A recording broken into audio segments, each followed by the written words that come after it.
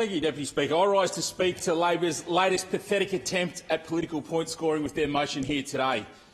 Mr Deputy Speaker, extra spending is required to support Queenslanders during this crisis.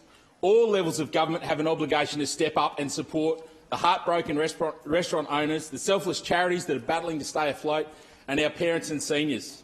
The Morrison federal government have stepped up with around $260 billion worth of support, which equates to about 7.3% of Australia's annual GDP.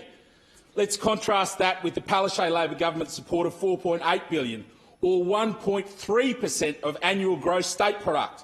And it's pretty clear to see who's doing the heavy lifting in the coronavirus response. It is time for the Palaszczuk Labor government to step up and do more in the economic response that is required to support our communities through these most challenging of times. It is not a time to be playing petty politics and shifting responsibility. Mr Deputy Speaker, the Reserve Bank Governor has said that Queensland should use its balance sheet to support the economic recovery. And of course Queensland should do more, just as the federal government has done. So the question is, why are the Premier and the Treasurer unwilling to do more? Perhaps it's because the state budget was straining under the weight of a colossal, nearly $90 billion debt long before this pandemic ever hit.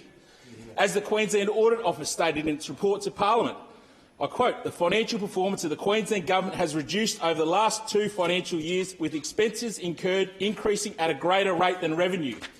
The Audit Office also said that government needs to maintain a strong balance sheet to provide it with stability, flexibility and capacity to deal with emerging financial and economic pressures and a strong foundation for providing services to the community. Emerging financial pressures, emerging economic pressures, just like the coronavirus pandemic that we are experiencing now.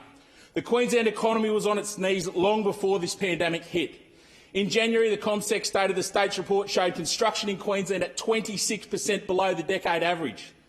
Queensland had the highest unemployment rate in the country, youth unemployment of 14.3%, higher than any other state or territory. And Queensland had the lowest business confidence on record. Queensland, all before the coronavirus pandemic hit.